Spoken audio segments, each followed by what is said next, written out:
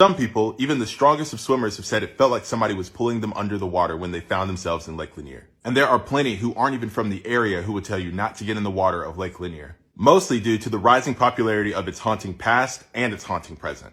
If this nearly 58 square mile reservoir is cursed, then there's numerous reasons that you can point to as to why. In 1912, Oscarville was home to around 1,100 blacks, most of them, if not all of them, being freed men and women who settled here after slavery ended. They made their living by working in the fields or doing odd jobs for white residents in surrounding neighborhoods, and were successful in building churches, schools, and small businesses in their town. With the Atlanta race riots happening in 1906, there was still fear in the town that something could happen at any time. The community members were regrettably right. On September 5th, 1912, 22-year-old white woman Ellen Grice said that 2 men tried to come after her. But before they were successful, her mother ran them off. The Forsyth County Sheriff pinned 5 black men for this, which caused a stir amongst the black communities in the area. A vocal and local preacher named Grant Smith tried to appeal to the sheriff for the men, citing little evidence and that there was a chance that one of the men was actually in a relationship with Grice. This angered the local white community, so they came to the courthouse for Grant Smith, with horsewhips and other various things. And on those steps is where Grant Smith almost passed away. Tony Howell, one of the men, was accused and convicted.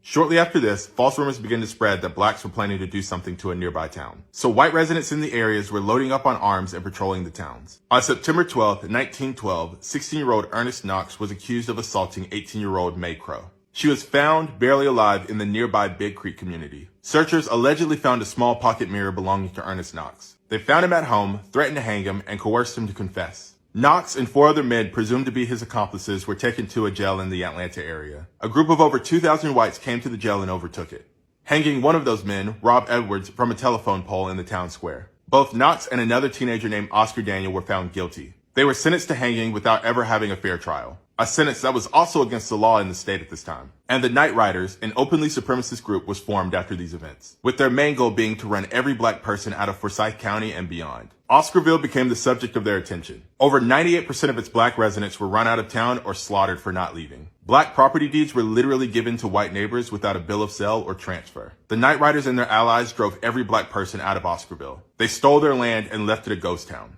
The land would eventually be sold to the government, and in the 1950s, the Lake Lanier project was underway. The entirety of Oscarville and other small towns would be completely flooded underwater, and the reservoir would be named after Sidney Lanier, a Confederate.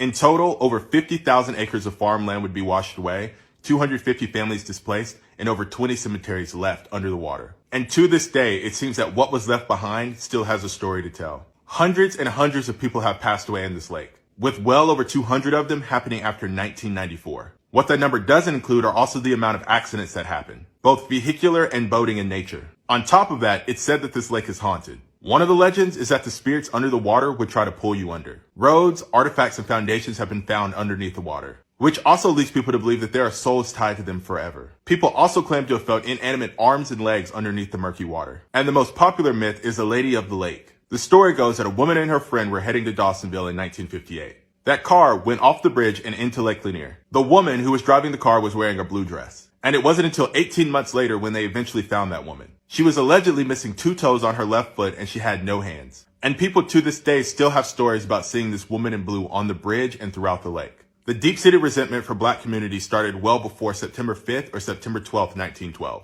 The Reconstruction era was very hard on black communities. These events just gave people a reason to do what they already wanted to do to black communities. Places like nearby Kalijah or Benson under Lake Martin in Alabama were never given the chance to survive. And that goes for Oscarville up under Lake Lanier as well. And the next time you go to Lake Lanier, just remember how it got there.